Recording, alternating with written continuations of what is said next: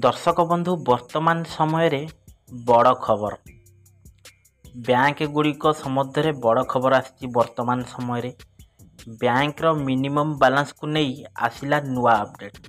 दर्शक बंधु आपण मैंने 2020 रु जानी जहाँकि किछिटा बैंक से मिनिमम बैलेंस को नहीं आगु किछि नियम रखी तो एबे वर्तमान से मिनिमम बैलेंस रे किछि परिवर्तन करिसंती आउ केउं बैंक गुड़िक यही नियम लागू करिसंती मिनिमम बैलेंस आ केउं बैंक गुड़िक एपर्यंत मिनिमम बैलेंस नियम लागू करना ता सहित ग्राहकों पई यह द्वारा कौन लाभ मिलिबो यार संपूर्ण डिटेल्स इनफॉरमेशन आज जहाँ भी किसी आसी मिनिमम बैलेंस को नहीं बैंक तरफ न्यूज रे आज आपण मानकु डिटेल्स ए वीडियो रे एक्सप्लेन करदेवी। तो ता पूर्व आपण मानकु अनुरोध जदि एबे ही प्रथम थर पई वीडियो को देखुछंती ताहले वीडियो गोटे लाइक कर दियंतु आउ ता संगे संगे मनोनना मनीराडी चैनल को एबे ही सब्सक्राइब करी पाखे आसुआ घंटी बटन को ऑल रे दबाई। हेलो फ्रेंड्स नमस्कार जय जगन्नाथ मु मनोआ आपण मानकु स्वागत करूची आज आउ एक नुआ दमदार वीडियो रे।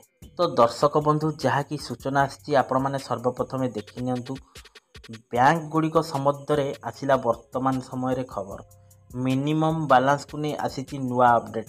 तो आगुरी 2020 आपण आसला मिनिमम बैलेंस ग्रामांचल एतिकी टंका रखा बाध्यतामूलक ता सहित सहरांचल जो मैंने बास कर टंका रखा बाध्यतामूलक। तो एबे से नियम किसी परिवर्तन कर भारतर अनेक प्रमुख सरकारी बैंक गुड़िक सेमानंकर एक बड़ रिहाती घोषणा कर तार कस्टमर मानक एवं सेविंग्स अकाउंट रे मिनिमम बैलेंस सर्वनिम्न जमा राशि रखिबा बाध्यतामूलक नुहे। यही निष्पत्ति अनुसार ग्राहक मानक मिनिमम बैलेंस न रखि पारिले जरिमाना आपण मानक देबाकू पड़िबो नै।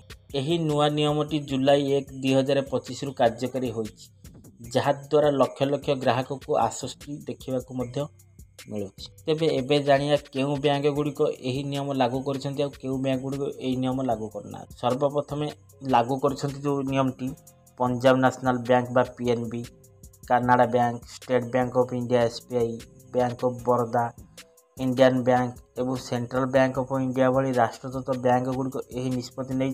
पीएनबी एवं कनाडा बैंक देशर प्रथम और द्वितीय राष्ट्रदत्त बैंक हेबा सह यही पदक्षेप ग्रहण करछन्ती।